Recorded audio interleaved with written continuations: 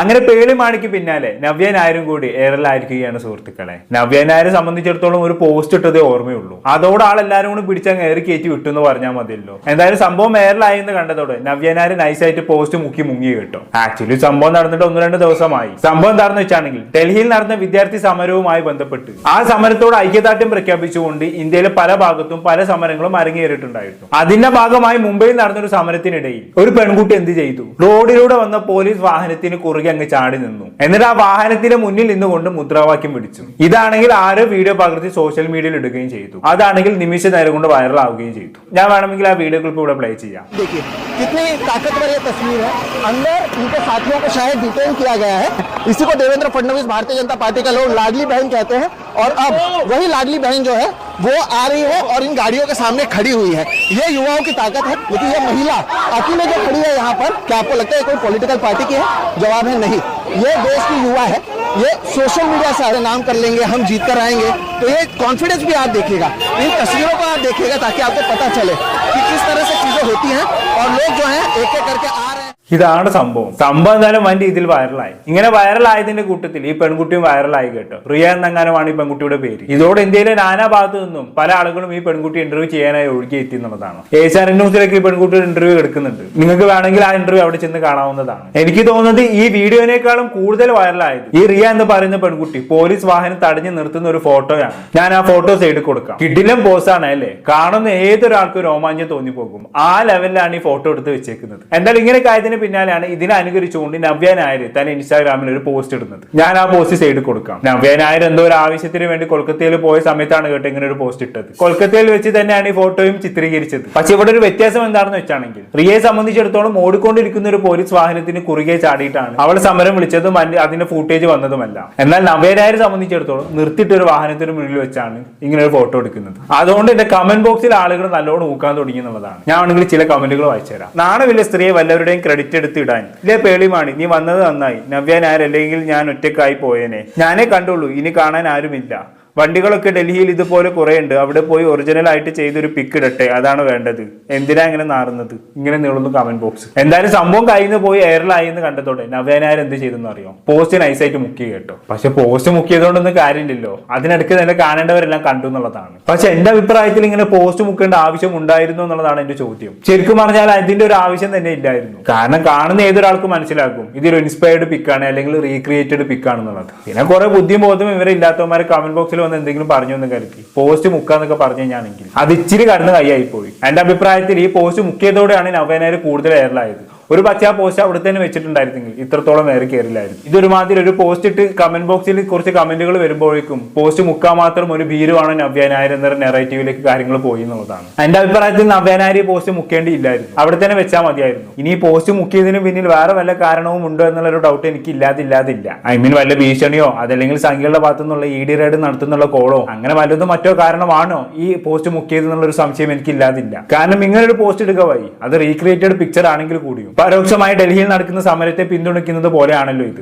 അങ്ങനെ ഒരു നറേറ്റീവ് ഇതിന് കൊണ്ടുവരാലോ. അതുകൊണ്ട് തന്നെ വല്ല പുകിലും പുള്ളിക്കാരിക്ക് ഉണ്ടായോ ആർക്കറിയാം അല്ലേ? എന്തായാലും ഞാൻ നേരത്തെ പറഞ്ഞ പോലെ തന്നെ ഡിലീറ്റ് ആക്കിയതോടെയാണ് ഇപ്പൊ നവ്യ നായർ കൂടുതൽ വൈറലായത്. ഇതിന് ശേഷം നവ്യ നായർ എന്തോ സാരിയിൽ ഫോട്ടോഷൂട്ട് നടത്തുന്ന ഒരു വീഡിയോ തന്റെ ഇൻസ്റ്റാഗ്രാമിൽ അപ്ലോഡ് ചെയ്തിട്ടുണ്ടായിരുന്നു കേട്ടോ. അതിന്റെ കമന്റ് ബോക്സിലാണെങ്കിൽ ഫോട്ടോഷൂട്ടുമായി ബന്ധപ്പെട്ടുള്ള കമന്റിനേക്കാളും ആളുകൾ കൂടുതൽ ചോദിക്കുന്നത് പോസ്റ്റ് മുക്കിയതിനെ കുറിച്ചാണ്. ചില കമന്റുകൾ ഞാൻ വായിച്ചുതരാം. ഞാൻ കണ്ടില്ല ചേച്ചി, ഞാൻ മാത്രമേ കാണാത്തതുള്ളൂ. ചേച്ചി ആ ഫോട്ടോ ഡിലീറ്റ് ചെയ്തത് ശരിയായില്ല. ചേച്ചി സ്ഥലം മാറി, കൊൽക്കത്തയിൽ പോയി വണ്ടി തടഞ്ഞെന്ന് കേട്ടല്ലോ. ഇങ്ങനെ നീളുന്നു കമന്റ് ബോക്സ്. എന്തായാലും ഇനി കുറച്ച് കാലത്തേക്ക് മുഖ്യ പോസ്റ്റുമായി ബന്ധപ്പെട്ടുള്ള കമന്റുകളും മറ്റുമൊക്കെ നവ്യ നായർ ഫേസ് ചെയ്യേണ്ടി വരും. എന്തായാലും അത് അങ്ങനെ ഒരു സൈഡ് കൂടെ പോകുന്നുണ്ട്. ഇനി അതിനിടയ്ക്ക് ഡൽഹിയിൽ നടന്ന വിദ്യാർത്ഥി സമരവുമായി ബന്ധപ്പെട്ട് പേളിമാണിയെ പോലെ തന്നെ വേറെ ഒരാളും കൂടി ഇടയിൽ കൂടെ കയറി ഗോൾ അടിക്കാൻ നോക്കിയിട്ടുണ്ടായിരുന്നു കേട്ടോ. അത് മറ്റാരുമല്ല, big boss Malayalam season 1 winner ആയിട്ടുള്ള സാബു മോൻ. പുള്ളിക്കാരൻ അഭിനയിച്ച ഏതൊരു സിനിമയുടെ പ്രൊമോഷന്റെ ഭാഗമായിട്ട് മൂപ്പർ ഏതൊരു ചാനലിൽ പോയി ഒരു ഇന്റർവ്യൂ കൊടുത്തിട്ടുണ്ടായിരുന്നു. ആ ഇന്റർവ്യൂക്കിടെ ഡൽഹിയിൽ നടന്ന സമരവുമായി ബന്ധപ്പെട്ട് പുള്ളിക്കാരൻ ചില പരാമർശങ്ങൾ നടത്തുന്നുണ്ട്. പക്ഷെ അധികം ആരും അത് ശ്രദ്ധിച്ചിട്ടില്ല എന്നുള്ളതാണ്. ഇനി സാബുമോൻ ആയതുകൊണ്ട് മനഃപൂർവ്വം ശ്രദ്ധിക്കാത്തതാണോ എന്ന് അറിയില്ല കേട്ടോ. എന്തായാലും സാബുമോൻ എന്താണ് പറഞ്ഞെന്നുള്ളത് നമുക്കൊന്ന് കേട്ടോക്കാം. നടക്കുന്ന ജന്തർ മന്ദറിന്റെ നടക്കുന്ന ഇപ്പൊ ഡൽഹിയിൽ നടന്നുകൊണ്ടിരിക്കുന്ന പ്രക്ഷോഭത്തിനോട് ഭയങ്കര എതിർപ്പുള്ള ഒരാളാണ്.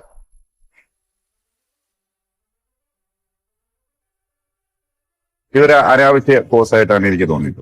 അനാവശ്യ ഫോഴ്സോ? എന്താണോ ഈ അനാവശ്യ ഫോഴ്സ്? അതും കൂടെ ഒന്ന് പറഞ്ഞു തന്നാട്ടെ. ഇപ്പൊ ഈ നീറ്റ് എന്ന് പറയുന്ന ഒരു ഉപരിവർഗത്തിന്റെ ബാധിക്കുന്ന ഒരു ക്രീം ലെയറിനെ ബാധിക്കുന്ന, ഫിനാൻഷ്യലി സ്റ്റേബിൾ ആയിട്ടുള്ള മനുഷ്യരെ ബാധിക്കുന്ന ഒരു വിഷയമായിട്ടാണ് എനിക്ക് തോന്നിയത്. ഇയാൾ എന്തൊക്കെയാണ് ഈ പറയുന്നത്? ഇയാളെ വർത്താനം കേട്ടാൽ തോന്നുന്നു നീറ്റ് എക്സാം എന്ന് പറയുന്നത് പൈസക്കാർക്ക് വേണ്ടി നടത്തുന്ന ഒരു എക്സാം ആണെന്നുള്ളത്, നമ്മുടെ നാട്ടിൽ റിച്ച് ആയിട്ടുള്ള ആൾക്കാർക്ക് വേണ്ടി നടത്തുന്ന എക്സാം ആണെന്നുള്ളത്. എന്തായാലും ഇയാളുടെ ഈ ഒറ്റ സ്റ്റേറ്റ്മെന്റോട് കൂടി ഒരു കാര്യം മനസ്സിലായി, ഇയാൾക്ക് നീറ്റ് എക്സാമിനെ കുറിച്ച് ഒരു തേങ്ങ അറിയൂല. അല്ല സാബു ചേട്ടാ, ഈ നീറ്റ് എക്സാം എന്താണെന്നുള്ളത് നിങ്ങൾക്ക് അറിയോ? അത് അറിഞ്ഞിരുന്നെങ്കിൽ നിങ്ങൾ ഇമാതിരി വർത്താനം പറയില്ലായിരുന്നു. +2 സയൻസ് എടുത്ത കുട്ടികൾക്ക് MBBS പഠിക്കാനുള്ള ഒരു എൻട്രൻസ് പോലെയാണ് ഈ എക്സാം നടത്തുന്നത്. ആ കാര്യം വല്ലതും സാബു ചേട്ടന് അറിയാമോ? എവിടെ അല്ലേ? അത് അറിഞ്ഞിരുന്നെങ്കിൽ ഇമാതിരി വർത്താനം പറയില്ലായിരുന്നു. പിന്നെ സാബു ചേട്ടൻ വിചാരിക്കുന്ന പോലെ നമ്മുടെ സമൂഹത്തിൽ ഫിനാൻഷ്യലി സ്റ്റേബിൾ ആയിട്ടുള്ള ആൾക്കാർക്ക് വേണ്ടി നടത്തുന്ന എക്സാം ഒന്നുമല്ല ഇത്. നന്നായി പഠിക്കുന്ന ഒരു ഡോക്ടർ ആകണമെന്ന് ആഗ്രഹിക്കുന്ന കുട്ടികൾക്ക് വേണ്ടി നടത്തുന്ന എക്സാം ആണിത്. ഇന്ത്യയിൽ ഏറ്റവും കൂടുതൽ ആളുകൾ അറ്റൻഡ് ചെയ്യുന്ന ഒരു കോമ്പറ്റേറ്റീവ് എക്സാം ആണിത്. ഈ വർഷം തന്നെ 20 ലക്ഷത്തോളം കുട്ടികളാണ് ഈ എക്സാം അറ്റൻഡ് ചെയ്തത്. അതിൽ പല കുട്ടികളുടെയും ഭാവിയിലെ പ്രതീക്ഷയാണ് ഈ എക്സാം. പല പാവപ്പെട്ട വീട്ടിലെ കുട്ടികളുടെയും ഭാവി മാറ്റിമറിക്കുന്ന ഒരു എക്സാം ആണിത്. ഒന്നുമില്ലായ്മയിൽ ഇന്നും കഷ്ടപ്പെട്ട് പഠിച്ച് ഈ എക്സാം എഴുതി വിജയിച്ച് ജീവിതത്തിൽ ഉന്നതങ്ങളിൽ എത്തിയ എത്രയോ ആൾക്കാരുണ്ട്. അതല്ലെന്നും സാബുമോൻ അറിയുമോ?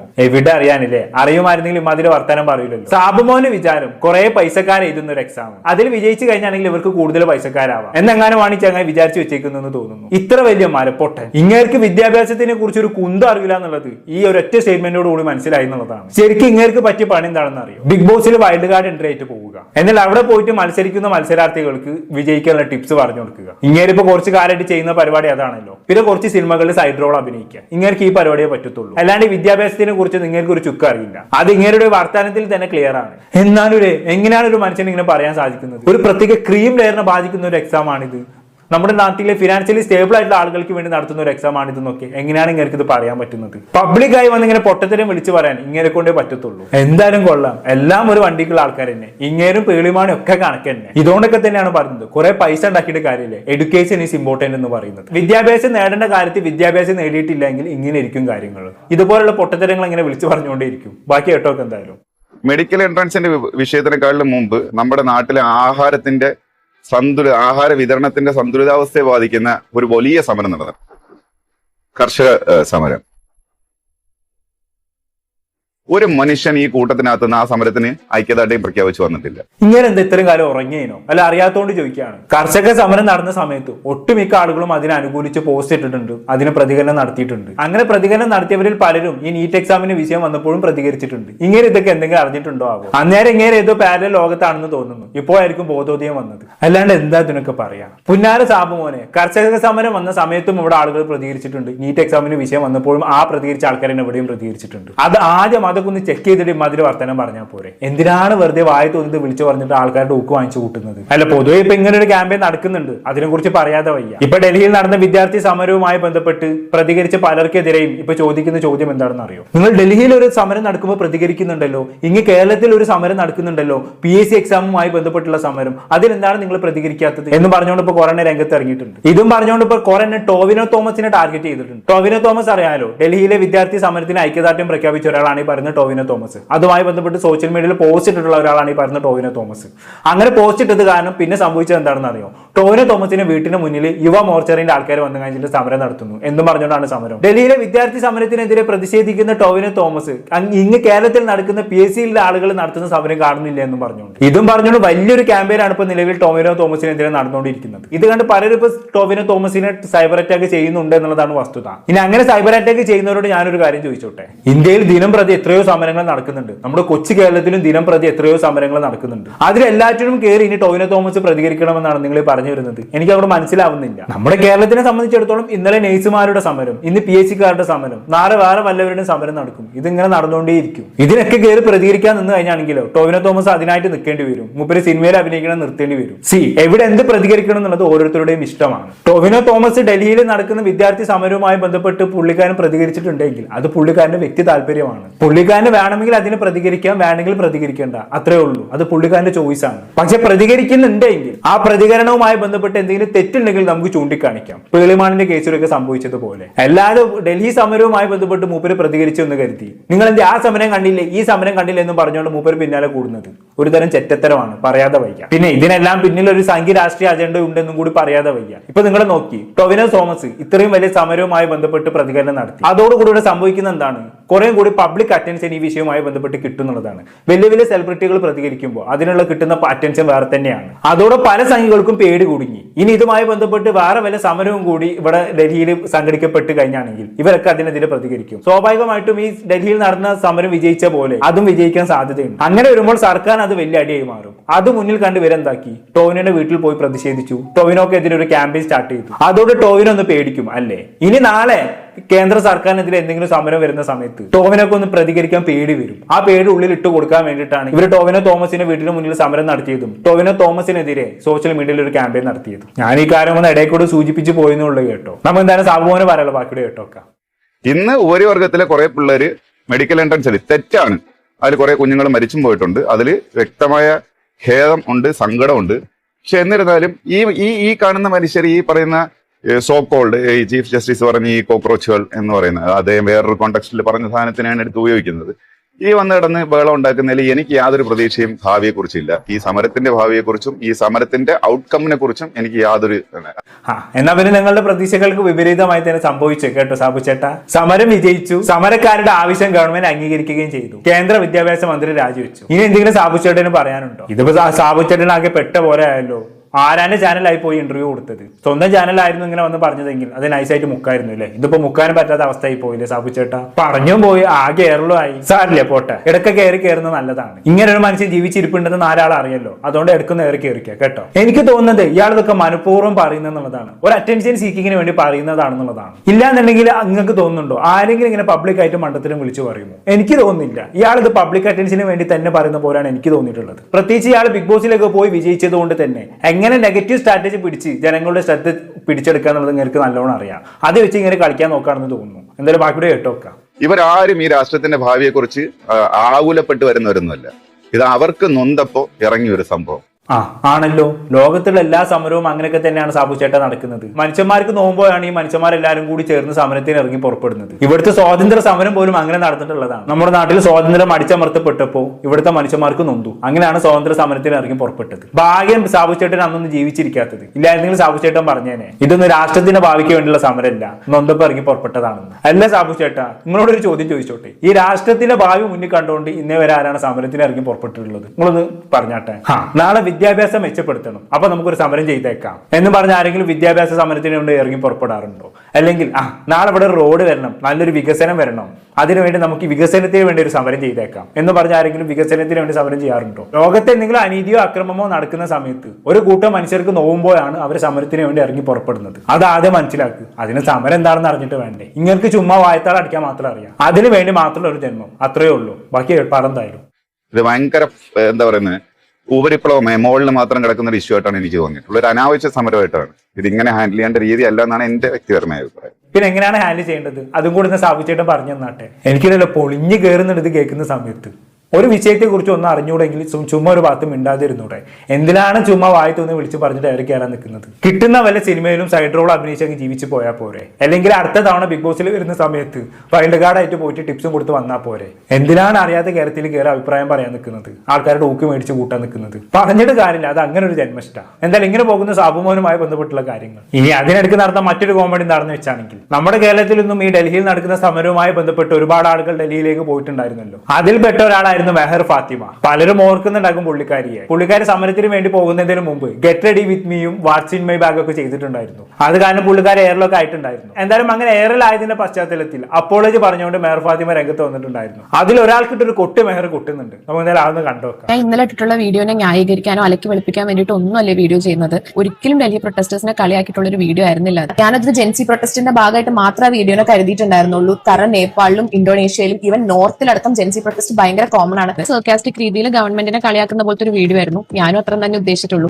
നോർത്തിലെ ഓഡിയൻസ് അല്ല നമ്മുടെ കേരളത്തിലെ ഓഡിയൻസ് എന്ന് എനിക്കറിയാം. ഇത്രയും സെൻസിറ്റീവ് ആയിട്ടുള്ള ഒരു കാര്യത്തിനെ പറ്റി സംസാരിക്കുമ്പോൾ ഒരു 10 വട്ടമെങ്കിലും ചിന്തിക്കണം. ഞാനത് ചിന്തിച്ചില്ല, എന്റെ ഭാഗത്ത് അത് മിസ്റ്റേക്ക് ആണ്, ഞാനത് അഡ്മിറ്റ് ചെയ്യുന്നു. പിന്നെ ഞാൻ 2-3 ഫീമെയിൽ ക്രിയേറ്റേഴ്സിന്റെ വീഡിയോ കണ്ടു. ഇതുവരെ ഈ സംഭവത്തിനെ പറ്റി ഒരു സ്റ്റോറി പോലും ഒന്നും പ്രതികരിക്കാത്ത ആൾക്കാർ ഇന്നലെ ഞാനും റെനയും വീഡിയോ ഇട്ടപ്പോൾ അതിനെതിരെ സംസാരിച്ചിട്ട് ഞാൻ ഒരിക്കലും അവരുടെ അടുത്ത് ഇവിടെ വരണം, ലൈക് ഡൽഹിയിൽ പോകണം എന്നൊന്നും ഒരിക്കലും ഞാൻ പറയില്ല. നമ്മുടെ എറണാകുളത്ത് തന്നെ മഹാരാജാസ് കോളേജിൽ പ്രൊട്ടസ്റ്റ് നടന്നിട്ടുണ്ടായിരുന്നു, കാലിക്കറ്റ് ബീച്ചിൽ പ്രൊട്ടസ്റ്റ് നടന്നിട്ടുണ്ടായിരുന്നു, നടന്നിട്ടുണ്ടായിരുന്നു. നമ്മുടെ സ്വന്തം നാട്ടിൽ തന്നെ അവിടെ ഇവിടെ ഒരുപാട് സ്ഥലത്ത് പ്രൊട്ടസ്റ്റ് നടന്നിട്ടുണ്ടായിരുന്നു. ഇപ്പൊ പ്രതികരിച്ച ഒരുപാട് ഫീമെയിൽ ക്രിയേറ്റേഴ്സിന്റെ ഒന്നും പൊടി പോലും അവിടെ ഒന്നും കണ്ടില്ലല്ലോ. നിങ്ങളാണോ വെയിലും മഴയും നോക്കാണ്ട് രാവിലെ ഉച്ചയ്ക്കും പാരസെറ്റമോളും മെഫ്താലും കഴിച്ച് ഇന്നലെ പ്രൊട്ടസ്റ്റിന് ഇറങ്ങി എന്നെ കുറ്റം പറയുന്നത്, എന്നെ രാജ്യദ്രോഹി എന്ന് വിളിക്കുന്നത്? ഈ പറഞ്ഞതാരെ കുറിച്ചാണെന്നുള്ള മനസ്സിലായോ? മറ്റാരെയും കുറിച്ചല്ല. വണ്ണിനുള്ളിൽ മസ്താനി ഈ പറയുന്ന മെഹർ എയറിലായ സമയത്ത് മസ്താനി മെഹറിനെതിരെ പ്രതികരിച്ചുകൊണ്ട് ഒരു വീഡിയോ ചെയ്തിട്ടുണ്ടായിരുന്നു. ഞാൻ വേണമെങ്കിൽ ആ വീഡിയോ നമ്മുടെ കാണിച്ചു തരാം. സത്യം പറഞ്ഞാൽ സംസാരിക്കണ്ട എന്ന് കണ്ണടച്ച് വിടുന്ന ഒരു കാര്യമാണ്, പക്ഷെ സഹിക്കുന്നില്ല, അതുകൊണ്ട് പറയുന്നതാണ്. അവിടെ ഡൽഹിയിൽ നടക്കുന്നത് റെഡ് കാർപ്പറ്റ് അല്ല. 20ഓളം വിദ്യാർത്ഥികൾ കഷ്ടപ്പെട്ട് പഠിച്ച് അധ്വാനിച്ചത് ഒരു യാതൊരുവിധ ഫലവും കാണാതെ മരണത്തിന് കീഴടങ്ങി. അതിന്റെ കാരണത്തിനെതിരെ അവിടെ പോരാടിക്കൊണ്ടിരിക്കുകയാണ്. രാപ്പകലില്ലാതെ വെയിലും മഴയും വകവയ്ക്കാതെ പോലീസുകാരുടെ ലാത്തി ചാർജും കൊണ്ട് ഭക്ഷണവും വെള്ളവും ഇല്ലാതെ ആളുകൾ അവിടെ പോരാടിക്കൊണ്ടിരിക്കുന്നതിന്റെ ഇടയിലേക്ക് ഗെറ്റ് റെഡി വിത്ത് മീയും വാട്ട്സൺ മൈ പ്രൊട്ടസ്റ്റ് ബാഗും സൺപ്രൂഫ് ജാക്കറ്റ് ഒക്കെ ഇട്ട് പോകാൻ വേണ്ടി അത് റെഡ് കാർപ്പറ്റ് ആണോ? എനിക്ക് മനസ്സിലാവുന്നില്ല. കുറെ ഇൻഫ്ലുവൻസേഴ്സിന്റെ വീഡിയോസ് കാണുന്നുണ്ട് ഗൈസ്. അതൊരു റിയാലിറ്റി ആണ്. ഇതിനൊക്കെ എല്ലാം നമ്മൾ ഇങ്ങനെ കോണ്ടന്റ് ആക്കേണ്ട ആവശ്യമില്ല. എല്ലാത്തിലും കോണ്ടന്റ്. ഈ റീച്ചിന് വേണ്ടിയിട്ടാണോ ഈ ഒരു സപ്പോർട്ട് ചെയ്യുന്നത്? മനസ്സിലാവാത്തോണ്ട് ചോദിക്കണം. അവിടെ ജെനുവിൻ ആയിട്ട് ആത്മാർത്ഥമായിട്ട് ഒന്നും വക വെക്കാതെ അവിടെ പട്ടിണി കിടക്കുന്ന ഒരുപാട് ആളുകളുണ്ട്, ഒരുപാട് വിദ്യാർത്ഥികളുണ്ട്, സാധാരണക്കാരുണ്ട്, സെലിബ്രിറ്റീസ് ഉണ്ട്. അവരൊന്നും റീച്ചിന് വേണ്ടിയിട്ടോ കോണ്ടന്റിന് വേണ്ടിയിട്ടോ ഇൻസ്റ്റഗ്രാമിന് വേണ്ടിയിട്ടോ അല്ല, അവർക്ക് ജെനുവിൻ ആയിട്ട് സപ്പോർട്ട് ചെയ്യുന്നതാണ്. അവിടെ തന്നെ പോയിട്ട് സപ്പോർട്ട് ചെയ്യണമെന്നുമില്ല. ഇവിടെ ഇരിക്കുന്നിടത്ത് നിന്നിട്ട് നമുക്ക് ചെയ്യാൻ പറ്റുന്ന ഒരുപാട് കാര്യങ്ങളുണ്ട്. അതിന്റെ ഇടയിൽ പോയിട്ട് ഗെറ്റ് റെഡി ചെയ്യാനും ഫുൾ ഓൺ മേക്കപ്പിൽ ഫോട്ടോഷൂട്ട് നടത്തുന്നത് പോലെ ചിരിച്ച് സ്ലോഗനം പിടിച്ചിട്ട് പോസ്റ്റ് ചെയ്ത് നിൽക്കുന്ന കുറെ ഇൻഫ്ലുവൻസേഴ്സിനെ കാണുമ്പോൾ എനിക്ക് പുച്ഛം തോന്നുന്നുണ്ട്.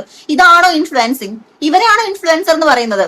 ഇങ്ങനെയാണോ സൊസൈറ്റിനെ ഇൻഫ്ലുവൻസ് ചെയ്യുക? എനിക്ക് മനസ്സിലാവുന്നില്ല. അത് നടക്കുന്നത് പ്രൊട്ടസ്റ്റ് ആണ്. ഇനിയെങ്കിലും മനസ്സിലാക്കുക. ഇനിയെങ്കിലും അവിടെ പോകാനും അവരെ സപ്പോർട്ട് ചെയ്യാനും ആഗ്രഹിക്കുന്ന ആളുകൾ ഉണ്ടെങ്കിൽ ജസ്റ്റ് ഡു ഇറ്റ്. അല്ലാതെ ഇൻസ്റ്റഗ്രാമിന് വേണ്ടിയിട്ടോ കോണ്ടന്റിന്റെ റീച്ചിന് വേണ്ടിയിട്ടോ ഫോട്ടോഷൂട്ട് ചെയ്യാനോ അല്ല. ആത്മാർത്ഥമായിട്ട് പോയിട്ട് സപ്പോർട്ട് ചെയ്യും. We will appreciate you. ഞങ്ങൾ സാല്യൂട്ട് ചെയ്യും. അല്ലാതെ ഈ കാണിക്കുന്ന പ്രഹസനം പുച്ഛം തോന്നുന്നുണ്ട്. സീരിയസ്ലി അത്രയും കണ്ടിട്ട് നമുക്ക് അക്സെപ്റ്റ് ചെയ്യാൻ പറ്റുന്നില്ല. എന്ത് തേങ്ങയാണ് ഈ കാണിച്ചുകൊണ്ടിരിക്കുന്നത്?